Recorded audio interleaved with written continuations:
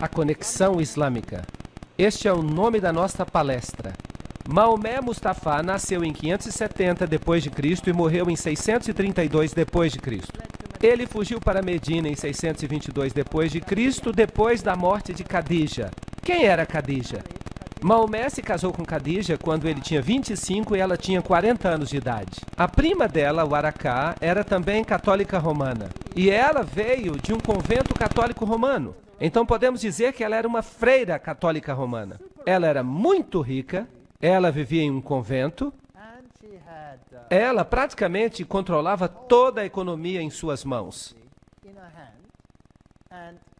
E ela deu emprego a esse jovem Maomé, com quem depois ela veio a se casar. O símbolo da religião islâmica é uma lua em forma de foice e uma estrela. Uma estrela dentro de uma lua em forma de foice. Mas de onde vem esse símbolo? E quem é Alá? Alá era o deus da lua que se casou com a deusa do sol. A enciclopédia da religião menciona que Alá é um nome pré-islâmico e corresponde ao deus babilônico Bel. Isso é fascinante. Então esta é uma antiga religião pagã e sua divindade é Bel, ou Baal. E nós lemos em Morais e Dogma, página 451, que a palavra árabe Aldebaran significa a estrela principal ou guia, e só poderia ter recebido este nome porque ela precedeu ou guiou todas as outras. O ano, então, abria com o sol em touro, e uma grande quantidade de esculturas antigas, tanto na Síria quanto no Egito, onde o touro aparece com lunetas ou chifres crescentes, e o disco do sol entre eles, são diretas alusões ao importante festival da primeira lua nova do ano. E havia por toda parte uma celebração anual do festival da primeira lua nova, quando o ano abria com sol, ou sol, e luna, ou lua, em touro. E aqui está o símbolo de touro. A combinação do crescente e do disco sempre representa a conjunção do sol com a lua. Isso significa basicamente que estamos lidando com duas divindades, uma feminina e outra masculina. São aspectos masculino e feminino. Bem, era adorado, como se percebe aqui, a adoração da vaca celestial Mehet Veret. Aqui está o olho que tudo vê. O olho de Ciro, aqui estão os chifres, aqui está o disco. Isso tudo representava o lançamento do Deus Sol até o ventre da mãe, para que ele pudesse nascer, filho de Ísis. Então, os chifres também representam a lua em forma de foice. Na religião posterior e na própria Babilônia, aqui você tem o estilo sírio, a meia-lua, com o disco solar dentro dela, a mesma coisa aqui, num detalhe maior.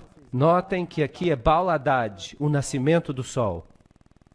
Se nós formos até a antiga Mesopotâmia, vamos descobrir que o símbolo de Baal e de Bel eram exatamente o mesmo. Uma meia-lua com uma estrela dentro, uma representação do nascimento do sol. Ísis e Osíris, os aspectos masculino e feminino. Este aqui, então, é de Astoret e Tamuz, ou Ísis e Horus, macho e fêmea. A mesma coisa nós encontramos no Egito, como já discutimos antes. Trata-se da adoração de Baal, da adoração de Lúcifer. E vejam que no papado nós encontramos a mesma coisa, porque o Papa hoje é o representante da religião babilônica. Vejam que quando ele celebra a missa, ele tem um disco redondo, a hóstia. A forma circular é um símbolo de Baal. E depois da missa ele é colocado então sobre uma meia-lua. E aí você tem o nascimento do sol. Essa forma então é um simbolismo disso. Veja aqui um outro receptáculo para a hóstia.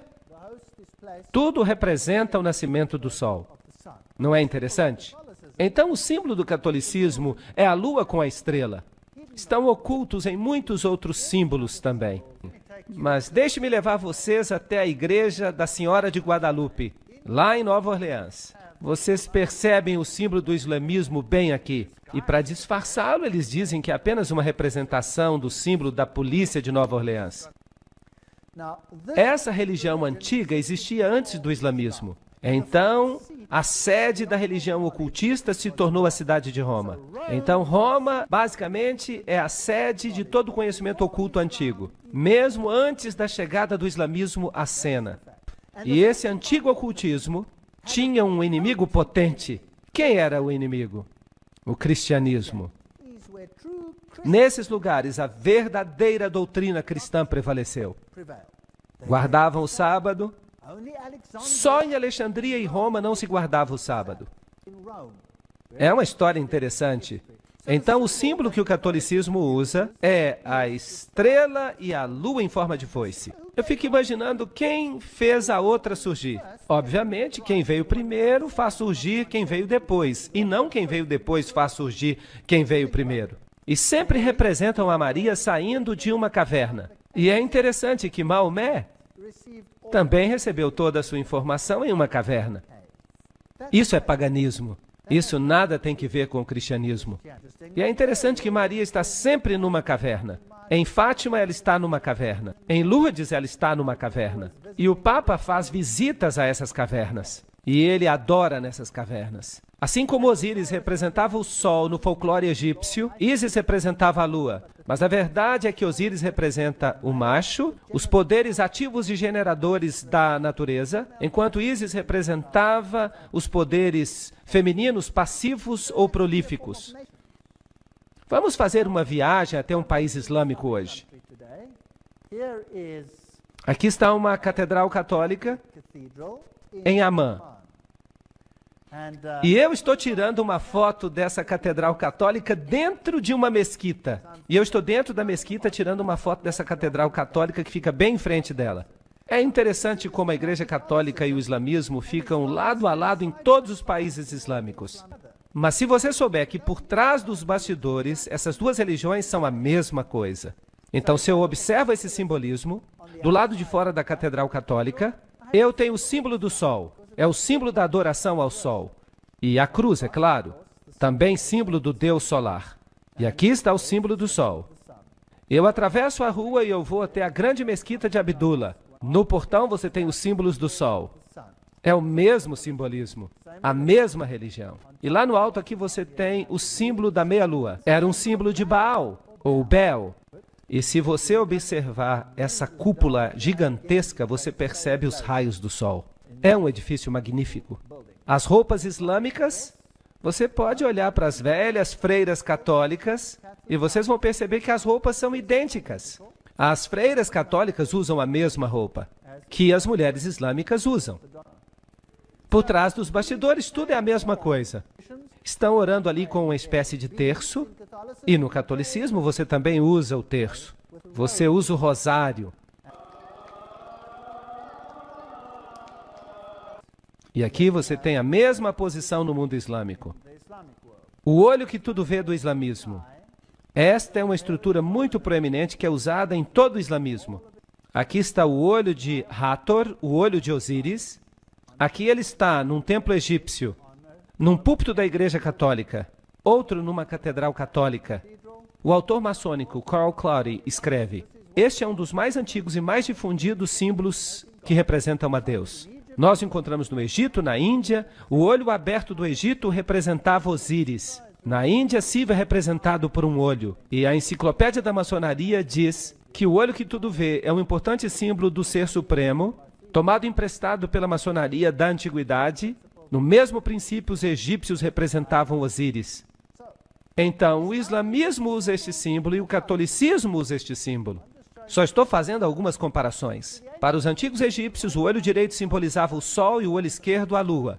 Vejam aí de novo os dois aspectos da divindade solar. E Bailey, então, menciona que o olho de Deus é Shiva, ou Siva, o destruidor. Lembre-se que Shiva é o deus hindu equivalente a Osíris. Shiva é também sinônimo de Satanás. Será que é possível que as duas religiões, no seu círculo interior, adoram o mesmo Lúcifer, mas que a massa externa não saiba nada sobre isso? Mas quem é Baal? De acordo com a enciclopédia da maçonaria, quando os israelitas faziam uma de suas apostasias periódicas para a idolatria, Baal parece ter sido um dos seus ídolos favoritos. Em Tiro, Baal era o sol e Astarote a lua. Então nós temos toda a evidência que eles sabiam bem o que estavam fazendo. Não há nenhuma contradição aqui, pois Sete é o demônio egípcio e Shiva é o deus hindu da destruição. Os dois nomes, Set e Shiva, são listados na Bíblia satânica como outro nome de Satanás. E Helena Petrovna Blavatsky afirma: agora temos que lembrar que Siva, Shiva, o Baal palestino, Moloque e Saturno são idênticos. Será possível que essas duas religiões tenham o mesmo mestre por trás dos bastidores e que as massas estão sendo enganadas, assim como acontece no catolicismo? São ótimas pessoas, mas são mantidas na ignorância. Se nós visitarmos algumas das igrejas católicas mais famosas, este aqui é o santuário de onde Maria supostamente ascendeu aos céus. Trata-se da grande catedral de Jerusalém. No chão você tem alguns símbolos pagãos, você tem todos esses símbolos interessantes de suporte à hóstia e pentagramas de cabeça para baixo, tudo símbolo de Lúcifer, e então nesta pintura uma estrela interessante. E esses dois quadrados, um dentro do outro, são representações de Ísis e Osíris. Vejam que estão dentro de uma igreja católica dedicada a Maria. E você se lembra que o livro Morais e Dogma nos disse que trata-se de um símbolo de Osíris. Isso significa que é um símbolo masculino fálico e o barco representa o útero. É uma representação muito safada, mas num ambiente agradável. Ninguém saberia o que isso de fato significa. Ninguém poderia imaginar que aquele é um símbolo obsceno, a menos que você leia o que os maçons dizem a respeito dele. Aqui está uma catedral católica romana, construída como um barco fenício. Agora, o que um barco fenício tem que ver com a Igreja Católica Romana? A menos que ele represente o útero. Vamos pedir a Albert Pike que explique isso para nós. Albert Pike escreve que Ísis e Osíris, os princípios ativo e passivo do universo, eram geralmente simbolizados pelas partes genitais do homem e da mulher. O lingam da Índia era a união de ambos, bem como o barco e o mastro, e o ponto dentro do círculo. Bem, aqui está a estrela do Islã. Não é interessante? As duas estrelas são idênticas. As estrelas do Islã em formas diferentes. Então nós descobrimos que há estrelas do Islã na Catedral Católica especialmente dedicada a Maria, e nós também a encontramos no mundo islâmico. São símbolos sexuais, são símbolos ocultistas.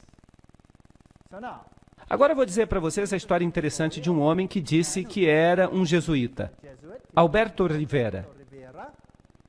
E ele alega que o cardeal Bea, general jesuíta, lhe deu instruções pessoalmente sobre a origem do Islã. E de acordo com Rivera, a Igreja Católica começou o islamismo com o propósito de dominar os árabes e garantir a segurança de Jerusalém. Fascinante. Isto é altamente ridicularizado na literatura. Claro. Qual foi o grande problema do catolicismo? Quem era o problema? Os verdadeiros cristãos. Os verdadeiros cristãos, porque o cristianismo tinha se espalhado no Oriente Médio.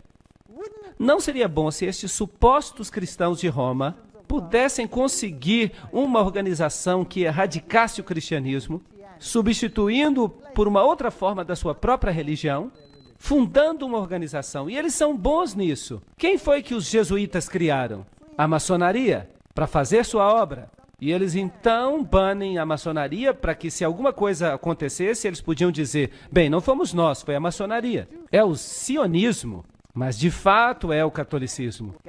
Lembrem-se que Gary H.K. fala das antigas religiões de mistério, sob o controle dos maçons e dos Illuminati e do Concílio Mundial de Igrejas. Mas e se os verdadeiros místicos que controlam o cenário estão de fato em Roma?